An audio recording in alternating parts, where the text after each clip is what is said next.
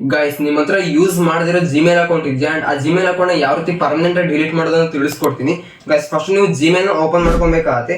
Open ಮಾಡ್ಕೊಂಡ್ಮೇಲೆ ನೀವು ಯಾವ ಅಕೌಂಟ್ ಡಿಲೀಟ್ ಮಾಡಬೇಕು ಅನ್ಕೊಂಡಿದ್ರಲ್ಲ ಆ ಒಂದು ಅಕೌಂಟ್ ನ ಸೆಲೆಕ್ಟ್ ಮಾಡ್ಕೊಂಡು ಟಾಪ್ ಅಲ್ಲಿ ಪ್ರೊಫೈಲ್ ಇರುತ್ತೆ ನೋಡಬಹುದು. ಪ್ರೊಫೈಲ್ ಮೇಲೆ ಕ್ಲಿಕ್ ಮಾಡ್ಕೊಳ್ಳಿ. ನೆಕ್ಸ್ಟ್ ಇಲ್ಲಿ ಮ್ಯಾನೇಜ್ ಯುವರ್ ಗೂಗಲ್ ಅಕೌಂಟ್ ಅಂತ ಇರುತ್ತೆ, ಆ ಒಂದು ಆಪ್ಷನ್ ಮೇಲೆ ನೀವು ಇಲ್ಲಿ ಕ್ಲಿಕ್ ಮಾಡ್ಕೊಬೇಕಾಗತ್ತೆ. ಓಕೆ, ನೆಕ್ಸ್ಟ್ ಇಲ್ಲಿ ಸ್ಕ್ರಾಲ್ ಮಾಡ್ಕೊಬೇಕಾಗತ್ತೆ. ಇಲ್ಲಿ ಡೇಟಾ ಅಂಡ್ ಪ್ರೈವಸಿ ಅಂತ ಇರುತ್ತೆ, ಆ ಒಂದು ಆಪ್ಷನ್ ಮೇಲೆ ನೀವು ಇಲ್ಲಿ ಕ್ಲಿಕ್ ಮಾಡ್ಕೊಬೇಕಾಗತ್ತೆ. ನೆಕ್ಸ್ಟ್ ಇಲ್ಲಿ ಅಗೇನ್ ಸ್ಕ್ರಾಲ್ ಮಾಡ್ಕೊಬೇಕಾಗತ್ತೆ.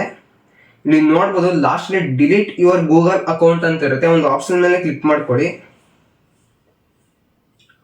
ಓಕೆ, ನೆಕ್ಸ್ಟ್ ಇಲ್ಲಿ ಸ್ಕ್ರಾಲ್ ಮಾಡ್ಕೊಬೇಕಾಗತ್ತೆ. ಇಲ್ಲಿ ಲಾಸ್ಟ್ ಅಲ್ಲಿ 2 ಬಾಕ್ಸಸ್ ಇರುತ್ತೆ ನೋಡಬಹುದು, ಒಂದು 2 ಬಾಕ್ಸಸ್ ಮೇಲೆ ಕ್ಲಿಕ್ ಮಾಡ್ಕೊಬೇಕಾಗತ್ತೆ.